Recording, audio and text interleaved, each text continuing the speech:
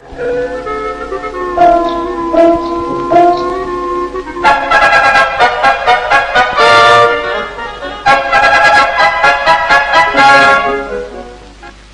are in El Salvador, about the size of Maryland, and the smallest of the Central American republics. It is known as the Garden Republic, certainly one of the most beautiful countries in all Latin America. Lake Ilapongo, 10 miles by 5, is the national playground, and sooner or later, so they say down here, every one of El Salvador's 2 million people come here to admire and to enjoy themselves. The great highway bridge of Cascatlan symbolizes El Salvador's progress. She has completed her share of the important Inter-American Highway. The road comes south from the United States via Mexico and Guatemala, and thence on to Panama via Nicaragua and Costa Rica. Along the road we pass vast fields of sisal, a plant we know as the century plant.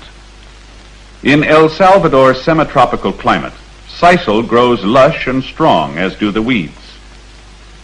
From sisal we get the tough fibers that make cord and rope. It is an important crop to all Salvador. Moving on, we visit a coffee plantation, one of the thousands of small family-owned ranches that are the pride of El Salvador. Whole families work when the crop comes in, for all coffee must be picked by hand.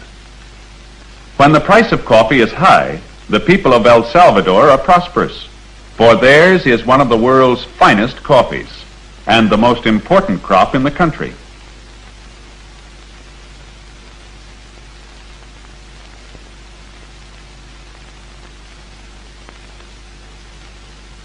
Each sack of coffee weighs about 100 pounds. The men carry the sacks to the packing plant, where the work of making the coffee ready to ship is done.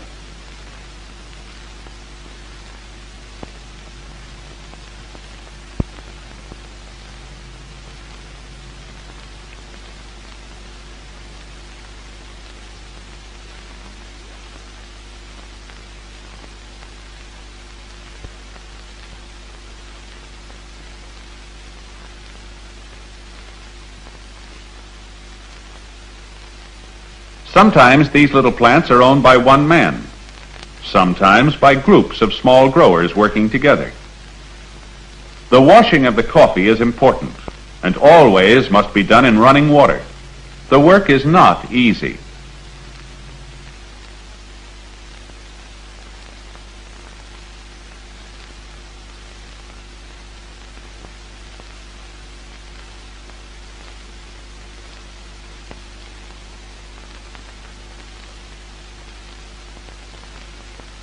After the berries have been washed, they must be carefully dried so that moisture cannot harm them in the ships carrying the coffee to the United States and other countries that buy El Salvador's crops.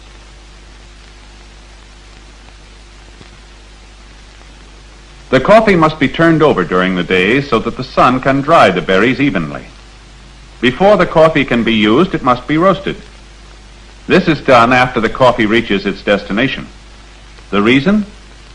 Every country prefers its own method of roasting, which affects the flavor of the coffee.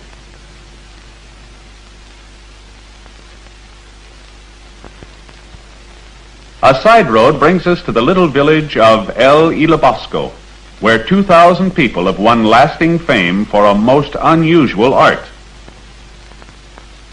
Working with the simplest of tools, women of Ilabosco make the tiniest of figurines.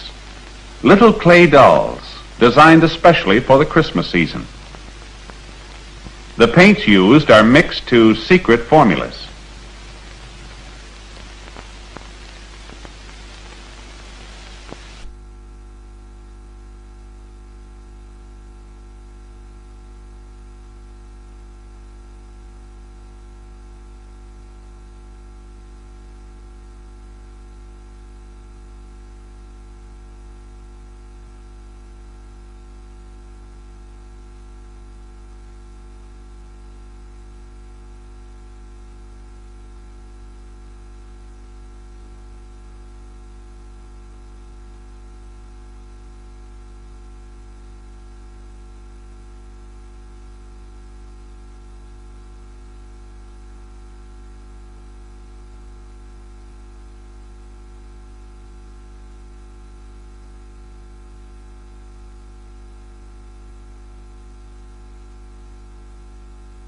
Very, very small the figures are.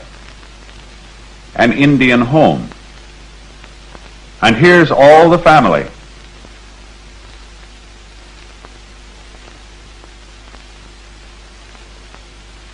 Aha! Superman, who is just as popular in El Salvador as he is at home. Cowboys. Market Day, the tortilla man. The fruit sellers. A market day group.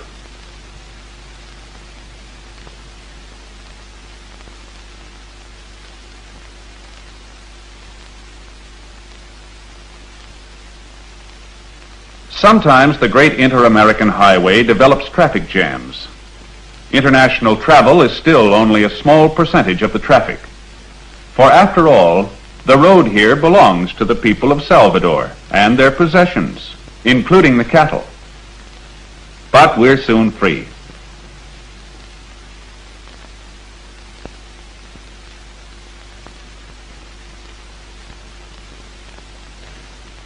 We stop at Tecla to visit the College of Santa Cecilia and to see the work that has won acclaim for its teachers and students. The boys who have won admittance have a good time, but also have an assured future. The boys specialize in the decorative arts, including work in metal fashioning. At the forge, they put to practical use their preliminary work in design, learning to shape metal and to weld it. Throughout Latin America, there is a constant market for artistically done wrought iron, and a master at the trade never lacks for work.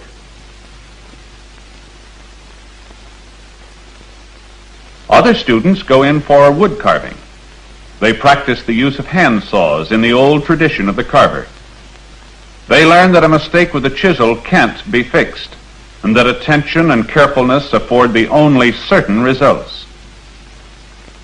The designs they cut are their own work, even to the most intricate patterns.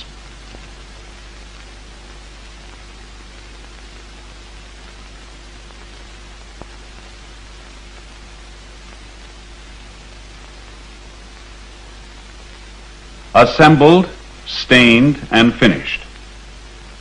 Cabinet work of this high standard has brought fame and prosperity to many graduates of Santa Cecilia's. Not every boy can qualify for this work, for the master craftsman must know all the branches of the trade, including the finest inlays. It's only a short run to San Salvador volcano, and to San Salvador itself, the capital city. Here live 165,000 people in a valley half a mile high, where earthquakes are taken as a matter of course.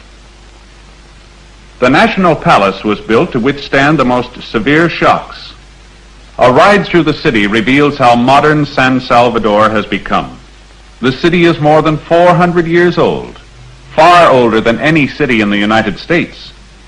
Yet its streets teem with buses and cars and traffic policemen, exactly as in any city in our own land.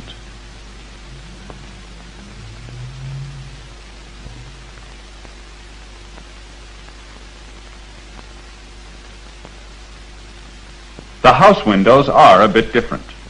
Always they are barred in the old-time Spanish way. And after Mass on Sundays, when the women wear their finest mantillas, the central plaza always crowded. By custom, this is the hour to read the papers and to take it easy.